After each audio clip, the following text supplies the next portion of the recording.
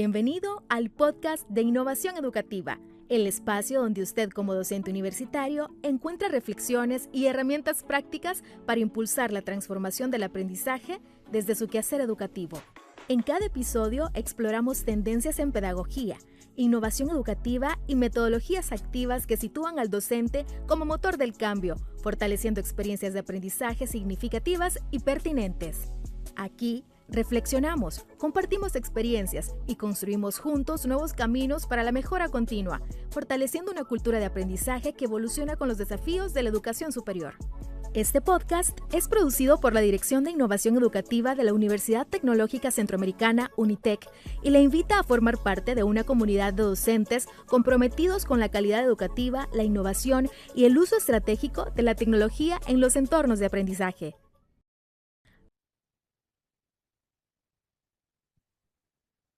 Hola, sean bienvenidos y bienvenidas a Docentes que Transforman, un espacio de reflexión donde dialogamos sobre la educación desde la práctica real del aula. Soy Ricardo Díaz y estaré a cargo de esta entrevista.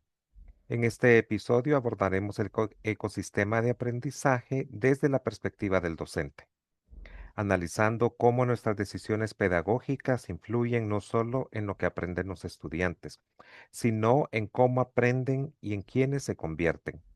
Conversaremos sobre cómo rehacer el curso, la formación del carácter, el feedback o retroalimentación como innovación educativa, el uso de la inteligencia artificial, la gestión del tiempo y el acompañamiento docente. Para ello nos acompaña el doctor Reinaldo Espino, a quien agradecemos por compartir su experiencia y visión educativa. Sea bienvenido, doctor. Muchísimas gracias y un saludo a todas y todos que están escuchando este podcast. La verdad que es un gusto poder compartir esta experiencia y me siento muy honrado por la invitación. Muchas gracias, es un gusto tenerlo. Así que vamos a comenzar y desde su experiencia, ¿qué entiende usted por ecosistema de aprendizaje y por qué considera que es clave en la labor docente actual? ¿Qué rol asume el docente dentro de este ecosistema? Bueno, pues la palabra ecosistema de aprendizaje es bastante inspiradora. Creo que cuando la escuché por primera vez, como parte de este nuevo proyecto revolucionario, le llamo yo en Unitec, es bastante inspiradora, retadora, pero creo que también engloba todo lo que representa, sin duda alguna, una experiencia de aprendizaje, de enseñanza, de intercambios de conocimientos, de formación profesional que sin duda alguna tiene que tener, por supuesto, una universidad. Entonces, en este caso, ecosistema de aprendizaje es todo ese espacio total donde convivimos, ¿no? Los docentes, los estudiantes, las unidades temáticas, los contenidos, las experiencias de aprender haciendo y demás en este espacio de universidad, ¿no? En este espacio educativo. Y es clave porque nos vuelve a recordar lo, lo importante que es la universidad para un país, para el desarrollo de un país y también para el desarrollo de una sociedad. Pero también es clave porque nos vuelve a recordar históricamente por qué nacen las universidades, para qué nacieron las universidades. Y el rol que asume el docente no es el del protagonista. Creo que el nuevo ecosistema de aprendizaje nos recuerda, si lo olvidamos como docentes, que el protagonista de una experiencia de aprendizaje no es el docente, sino el estudiante. Entonces, nosotros estamos aquí en este espacio del ecosistema de aprendizaje para acompañar al protagonista, que en este caso, sin duda alguna, es el estudiante. Y muy interesante porque nos menciona, bueno, que es algo revolucionario y esto implica bastantes cambios que pueden ser drásticos, pueden ser eh, paulatinos, puede ser que sean bastante abruptos algunos, así que todo esto es interesante porque está hablando de una transición que no es primera vez que sucede en el ambiente educativo universitario en este caso, y me llama la atención que dice que nos hace reflexionar a nosotros como docentes de que nosotros no somos los protagonistas, son aquellas personas que vienen a nuestras aulas. Así es. Así que en la práctica docente surge con frecuencia la necesidad de rehacer el curso. Cuando se rediseña una asignatura, ¿qué cambios se priorizan para mejorar el aprendizaje de los y las estudiantes? Bueno, esa pregunta es muy interesante porque desde mi experiencia creo que nosotros como docentes en algún momento entramos en la zona del confort o entramos en la zona del acomodamiento del curso y creemos que como estamos dando el curso es más que suficiente y me encapsulo o me encajo o me encuadro en esa forma de dar el curso, en cómo estoy dando el curso. Y hasta cierto punto, en algún momento inconscientemente podemos caer en la forma de creer o de pensar que nuestro curso no necesita rehacerse, que no necesita ninguna práctica innovadora, que está bien y creo que lo olvidamos. Entonces, con este nuevo ecosistema de aprendizaje, uno de los grandes retos que tuve fue la propuesta de rehacer el curso. Y lo primero que prioricé fue, bueno, cómo había dado el curso. O sea, con el pasar de los años, cómo también las experiencias de los estudiantes y mi experiencia dentro del aula me hicieron entrar en esa zona de confort y creer que el curso estaba bien. Entonces, era un reto pensar el curso y entonces en ese sentido prioricé todo aquello que yo creía que era importante y que realmente me di cuenta no era importante. Entonces, con el tema, por ejemplo, de las unidades temáticas, volver a revisar las unidades temáticas. Sobre todo con el pasar de los años y sobre todo con la situación actual de nuestro país, tanto de forma política, económica, sociocultural. Entonces, es volver a revisar las unidades temáticas y realmente pensar, priorizar si estas están atendiendo a esas necesidades políticas, económicas, socioculturales que están viviendo las nuevas generaciones. Entonces yo creo que es la primera tarea que hay que priorizar. Es realmente impactante, atiende realmente la forma en cómo estoy dando estas unidades temáticas o estas requieren un cambio para estas nuevas generaciones, para estos nuevos jóvenes que nos llegan a las aulas universitarias, para estos nuevos jóvenes que están en una transición de muchos cambios a nivel mundial, a nivel regional, a nivel nacional, a nivel local. Entonces es lo primero, no es pensar realmente mis unidades temáticas atienden a esas necesidades porque si no entonces es el momento de rehacerlas.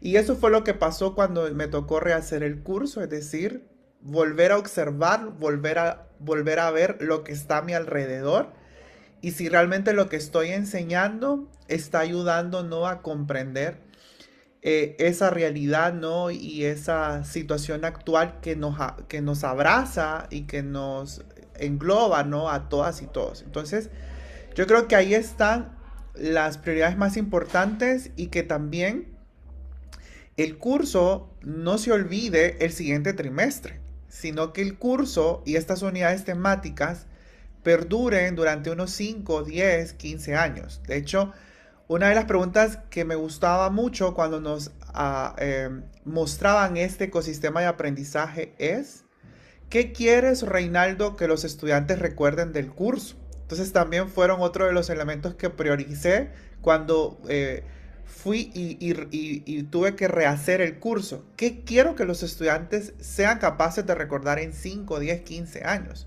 Porque no solamente los estoy formando para ser profesionales, sino que también los estoy formando para la vida. Entonces, esos elementos prioritarios para mí fueron los más importantes a la hora de rehacer un curso. Pero también es un reto que te actualiza, ¿no? Que te renueva y que te desafía. Pero para eso estamos, para afrontar los retos y los desafíos. Muy bien, esto es interesante porque por un lado tenemos acomodarnos y darlo igual y por el otro las generaciones que van cambiando. Y si nosotros nos estancamos aquí y la generación sigue avanzando, ahí viene el problema, donde lo que menciona, las nuevas generaciones a la actualidad del país, lo que realmente necesitan. Así que nos toca a nosotros nuevamente verlos a ellos como protagonistas y hacer los cambios necesarios, priorizando lo que mencionó, qué es lo que en realidad ellos requieren. Exacto. Más allá del contenido académico, la educación también transforma personas.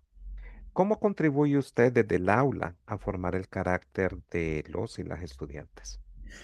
Bueno, pues esa fue otra de las cosas que me volvió a recordar, bueno, que nos volvió a recordar este ecosistema de aprendizaje, creo, a todos los docentes, que no podemos olvidar que no solamente estamos formando profesionales, sino que estamos formando personas. Y dentro de estas personas, saber que hay que depositar en ellas un cúmulo de valores súper importantes. Entonces, em, no es fácil tener que forjar el carácter en los estudiantes, pero yo creo que tiene que ver en primer lugar con la presentación del curso, o sea, preguntarnos también cómo mi curso contribuye a formar personas y también cómo las unidades temáticas que voy a presentar contribuyen a formar personas y qué valores también mi curso tiene para poder evidentemente formar personas. Entonces en este caso yo nunca me lo había preguntado, quiero ser sincero y quiero ser transparente, nunca me había preguntado qué valores aporta un curso como Historia de Honduras a los estudiantes universitarios, pero más que a los estudiantes, a esas personas, a esos ciudadanos. Entonces en este caso, una de las cosas que siento que el curso y desde mi experiencia docente ayuda a formar el carácter de los estudiantes es que necesitamos estudiantes que sean responsables con la historia que se nos ha enseñado. Entonces, en este sentido, siempre estoy tratando de decirle a los estudiantes, sean responsables cómo trabajamos las fuentes históricas, sean responsables cómo estamos aprendiendo la historia.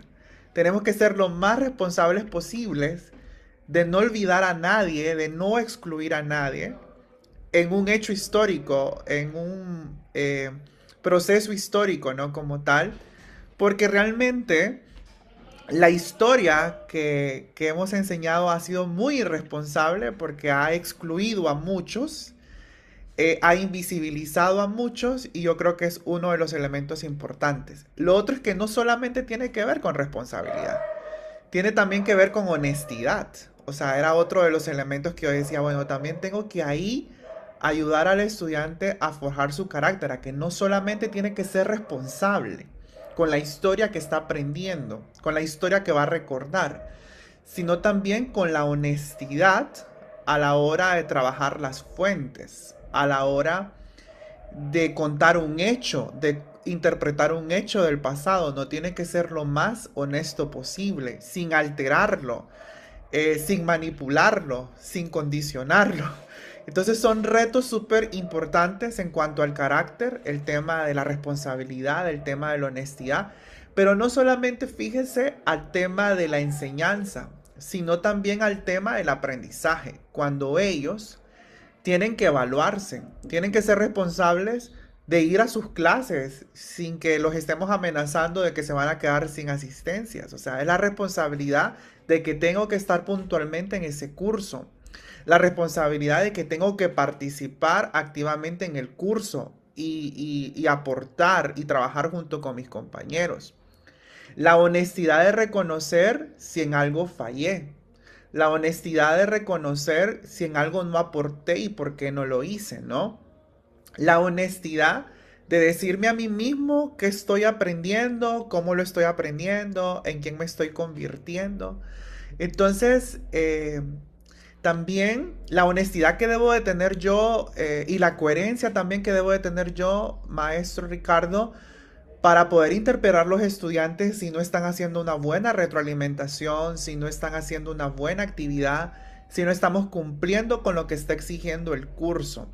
Entonces son elementos no súper importantes, pero retadores y desafiantes para poder forjar el carácter del estudiante y poderle decir, bueno, te estoy preparando para enfrentar la vida, te estoy preparando para poder enfrentar futuros trabajos, para poder enfrentar futuros proyectos, futuros retos, futuros desafíos. Porque en la universidad todo parece bonito, pero hay un mundo allá que nos espera y que hay que enfrentarlo. Y que por lo tanto nosotros como docentes tenemos desde ya en un curso como Historia de Honduras que se da en un primer trimestre, en un segundo trimestre, que hacerlo, ¿no? Y decirlo y expresarlo con toda honestidad, con toda sinceridad, ¿no? Como tal.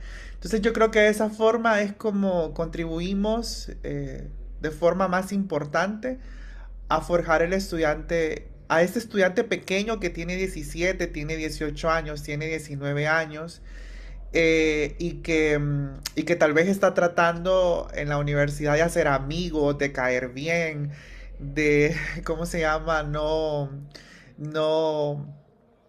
tener que adquirir relaciones negativas, porque también en eso está el estudiante, ¿no? Estoy en mis primeros periodos y quiero hacer amigos, no quiero caerle mal a nadie, pero yo siempre les digo a ellos, no es un asunto de caer mal, es un asunto de hacer bien las cosas y tenemos que tener la madurez de no tomarnos las cosas personales, o sea, la retroalimentación que te doy no es para que te lo tomes personal, sino que es para tu enriquecimiento profesional, para hacerte crecer como profesional y para hacerte crecer como persona. Entonces, es bien desafiante, pero es satisfactorio cuando los estudiantes crecen a la luz de este trabajo que estamos haciendo de forjar en ellos el carácter. Muy bien, así que estamos hablando de utilizar las unidades temáticas y otros aspectos que tienen que ver con la clase en la formación de valores. Y quizás nosotros pensamos, ok, una clase de derecho, administración, las que nosotros damos, idiomas, psicología, filosofía, uno puede decir, ok, yo puedo ver por dónde me voy. Sin embargo, hay asignaturas más abstractas como las físicas, las químicas, las matemáticas, donde también se va a tener que buscar cómo ir desarrollando estos valores.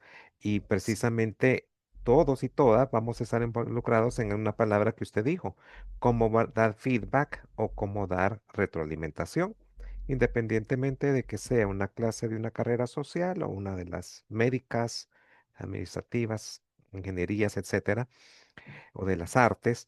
Pero en este caso, tradicionalmente la evaluación se ha enfocado mucho en la nota. Y Sí. bastantes veces los muchachos dicen, me va a quitar los puntos, me va a bajar puntos, los voy a perder, porque perdí tanto.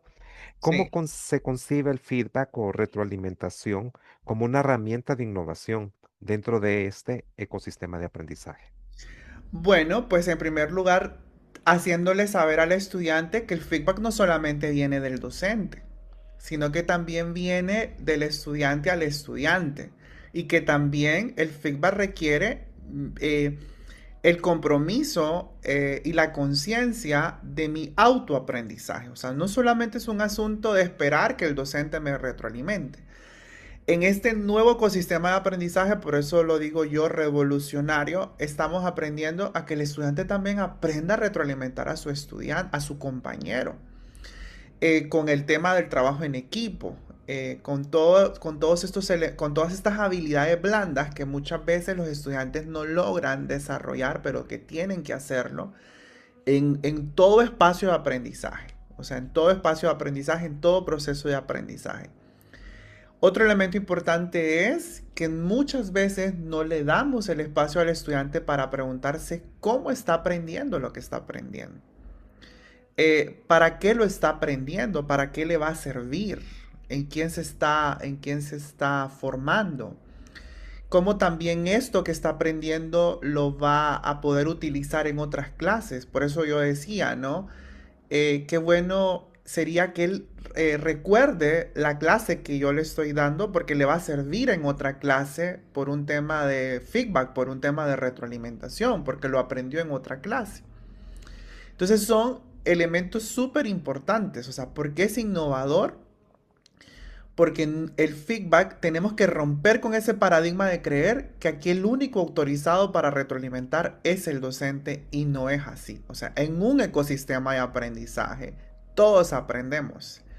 Y qué bueno que este podcast sea para docentes y quiero decírselo a los docentes.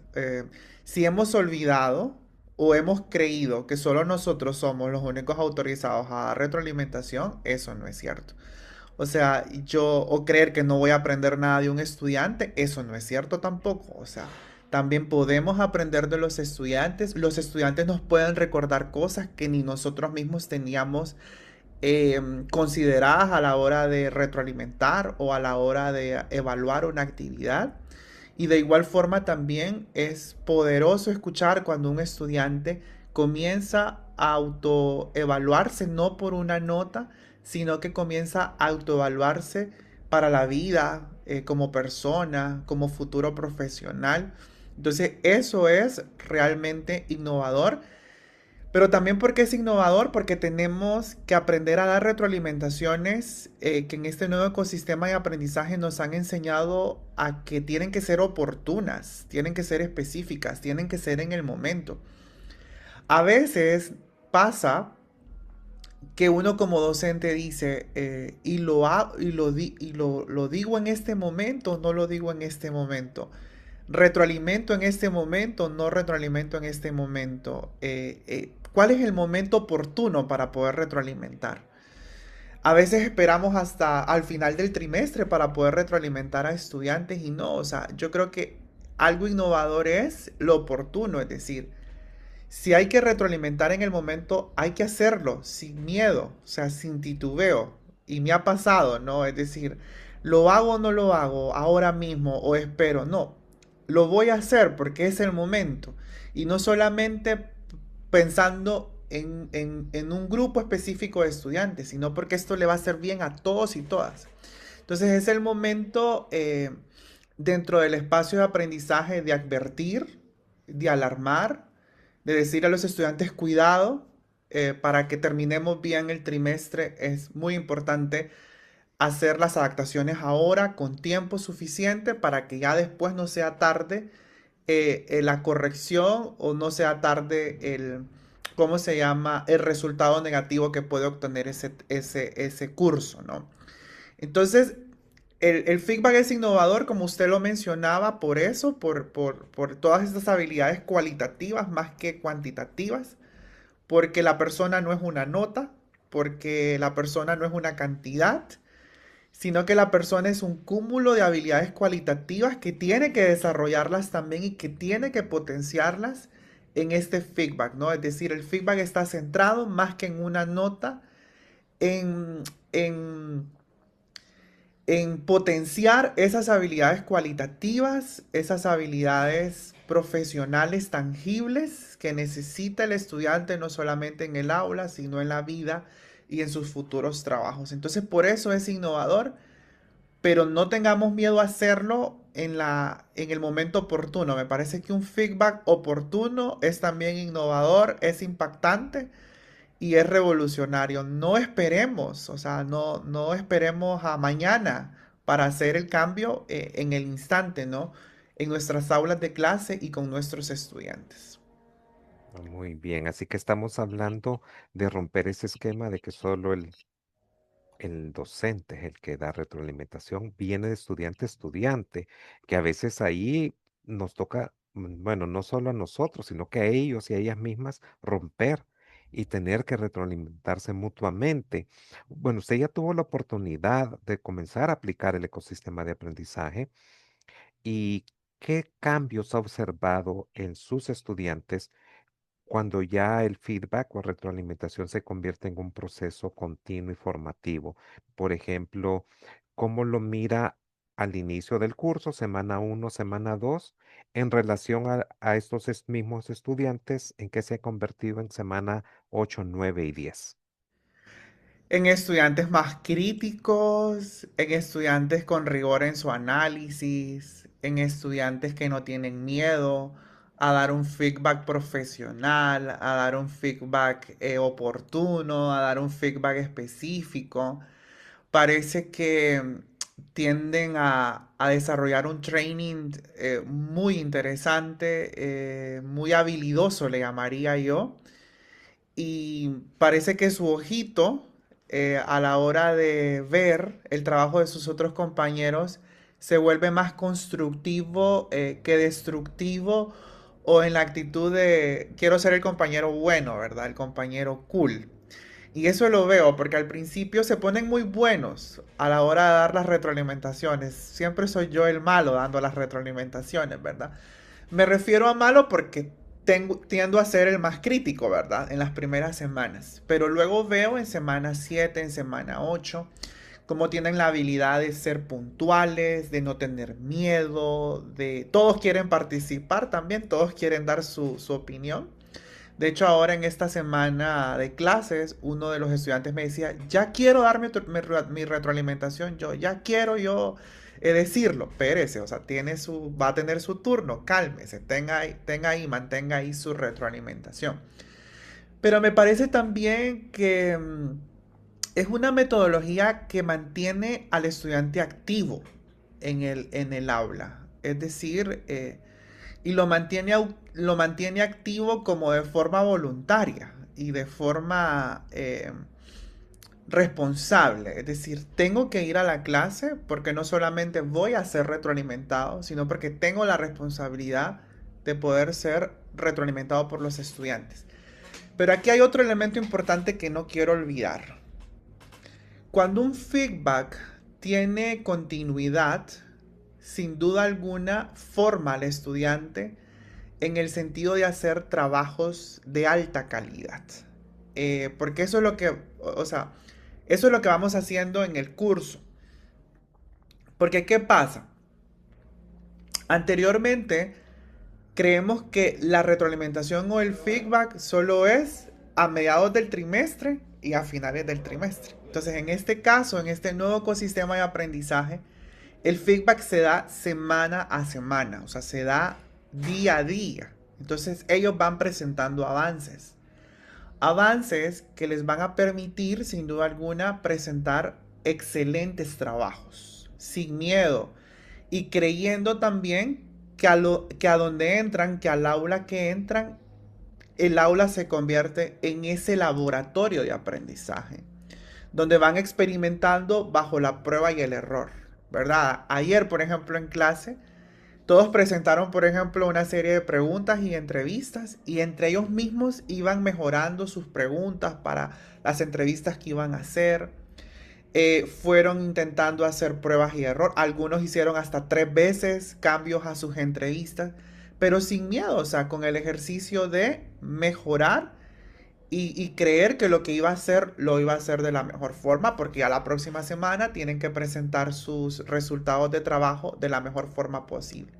Pero también ahí cuando los estudiantes y yo lo volvamos a evaluar, tendremos un bagaje y vamos a poder ver cómo han ido construyendo el trabajo, porque el trabajo no se construye de la noche a la mañana, todos lo hemos ido viendo en evolución. Entonces creo también que por eso es un proceso continuo y es un proceso formativo, porque vamos viendo cómo llego en la semana 1 al curso y cómo me voy transformando y convirtiendo y evolucionando hasta llegar a la semana 10 cuando también hago un ejercicio de introspectiva y les pregunto, a ver, ¿cómo llegaron y cómo se van?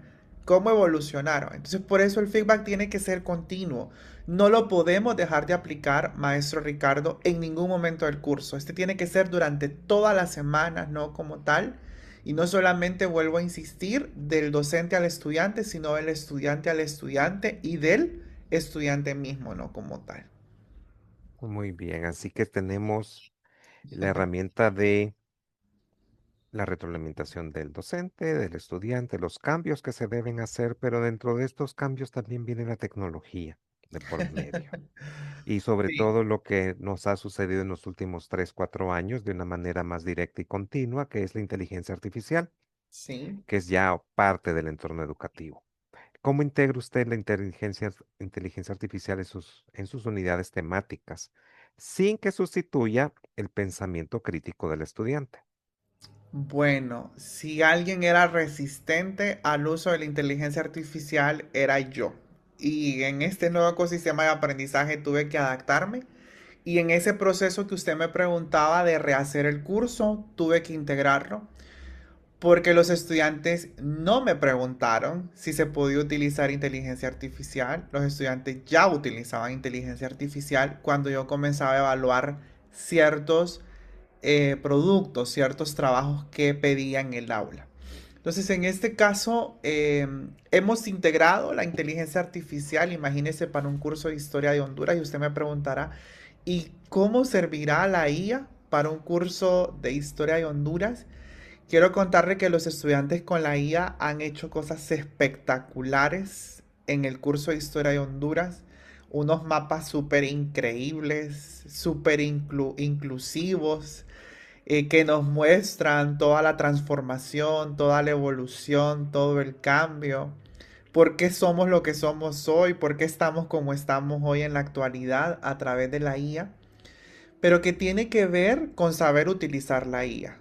Y eso era algo de lo que la ingeniera Rosalpina, cuando nos mostraba y nos exponía este ecosistema de aprendizaje, nos decía.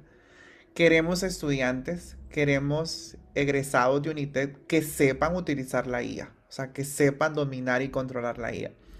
Y en este caso, eso es lo que he ido haciendo, integrando la IA para que el estudiante pueda saberla dominar, pueda saberla controlar en todas las unidades temáticas. Yo creo que uno de los elementos importantes que desarrolla el pensamiento crítico del estudiante a la hora de utilizar la IA es el saberle preguntar a la IA todo este tema de los prompts. Yo siempre les digo, ¿y qué prompts utilizaron? Puede ser que el resultado que tuvieron era porque no supimos preguntarle bien a la IA, porque no supimos hacerle bien las preguntas a la IA y porque no estamos suficientemente empapados con lo que queremos mostrar y con lo que queremos plantear, ¿no?, en el resultado utilizado por ella. Entonces, pero también es un ejercicio de prueba y error. Por ejemplo, en esta semana presentaron varios intentos con IA. Entonces, a medida que los íbamos retroalimentando, ellos iban como potenciando el tema de los prompts y el tema de los algoritmos que van construyendo la IA. Y uno de los estudiantes me decía, es que definitivamente necesitamos saber utilizar bien la IA, qué tipo de IA también, qué tipo de nivel de IA, porque recuerde que hay nivel básico, hay nivel medio, hay nivel pro. Entonces, todo ese tema. Y lo otro, que ellos también mismos descubren con el uso de la IA, que la IA no es tan inteligente y que les brinda una serie de errores súper importantes, pero ellos mismos lo hacen, porque a veces pasa que están construyendo mapas en español y la IA se los construye en inglés. Y puede ser porque la IA la tienen que desconfigurar y volverla a configurar. Entonces, todo ese ejercicio de IA que tal vez solamente ellos lo utilizaban de forma básica, en este curso lo aprenden a utilizar de forma muy buena, de forma muy ética, de forma muy crítica, de forma muy aguda para poder tener resultados sumamente importantes e interesantes y también visuales y también profesionales, porque eso es otra de las cosas que les retroalimentamos, ¿no? Si realmente lo que están presentando está bien o está mal, o hay que mejorarlo, o no se entiende, o no se visualiza. Y para que yo me pueda dar a entender utilizando IA, ocupo el pensamiento crítico y ocupo las habilidades comunicativas y ocupo ser lo más específico posible y ocupo repensar y volver a repensar lo que le voy a preguntar. Entonces, por eso es que sí, ahora me gusta utilizar IA, pero hay que saberla utilizar y hay que también enseñar a los estudiantes cómo saberla utilizar. Y creo yo, porque ya me lo dijeron varios el trimestre pasado, aprendieron a utilizarla de mejor forma y me dijeron, hoy ya la IA no me controla a mí, sino que yo soy capaz de controlarla y de dominarla a ella. Bueno, eso era lo que queríamos. Eso es lo que queremos. Muy excelente. Así que sí se está involucrando, sí se está integrando, porque es una realidad de la que no nos podemos apartar. Muy bien, así ya casi terminando, vamos a necesitar dos consejos para los docentes. Para la primera vamos a tener un minuto para responder, que es, como ya tenemos este nuevo contexto, ¿cómo podemos balancear el tiempo o gestionar el tiempo entre tecnología, contenido y el acompañamiento al estudiante? Bueno, de forma muy estratégica, vuelvo a insistir, como lo decía al principio de las primeras preguntas con el tema de rehacer, tengo que ver realmente cuáles son las unidades temáticas más importantes para estas nuevas realidades y de esa forma poder repensar anteriormente en qué me desgastaba, por decirlo así, en tiempo, que lo puedo ahora redireccionar a tener más tiempo para el uso tecnológico o para tener más tiempo en el acompañamiento del estudiante. Entonces es muy importante volver a repensar el curso y de esa forma, sin duda alguna, lograr estos espacios de contenido, de tecnología y del acompañamiento, porque el feedback es un espacio privilegiado dentro de este curso, dentro de este nuevo ecosistema de aprendizaje. Muchas gracias. Y bueno, ya para finalizar, en menos de un minuto, un consejo o un mensaje que le quiera compartir a los colegas y las colegas docentes de cómo fortalecer el ecosistema de aprendizaje en el aula. Bueno, pues que se dejen inspirar y que se dejen también de construir en cuanto a los paradigmas que nos han construido en los temas de educación. Que se dejen de construir y yo creo que deconstruyendo y volviéndonos a construir, vamos a lograr mejores aulas, mejores espacios de aprendizaje, mejores cursos. Vamos a ser mejores docentes, vamos a ser mejores profesionales y vamos a seguirnos dando cuenta del impacto que tenemos nosotros en el aula, el impacto que tiene lo que enseñamos, lo que vamos retroalimentando en cada uno de los estudiantes, porque sin duda alguna ellos sí quieren aprender y sí se quieren dejar transformar por la educación. Así que eso es lo que puedo decir. No, no quiero sonar utópico porque no lo he visto de forma utópica desde mi experiencia. Lo he visto con realidad y con ejemplos claros en las aulas de clases de que estoy viendo y que estoy viviendo y que estoy experimentando con este nuevo ecosistema de aprendizaje. Así que sí se puede y vamos adelante con este nuevo ecosistema de aprendizaje. Muchas gracias. Y gracias por este consejo final que nos aplica a todos y a todas. Así que muchas gracias, doctor Reinaldo Espino, por haber compartido su experiencia con nosotros. También le agradecemos a nuestra audiencia por acompañarnos, así como a las demás personas de los distintos equipos que hicieron posible este episodio. Se despide de ustedes Ricardo Díaz y les deseamos éxitos en su jornada. Hasta pronto. Hasta pronto.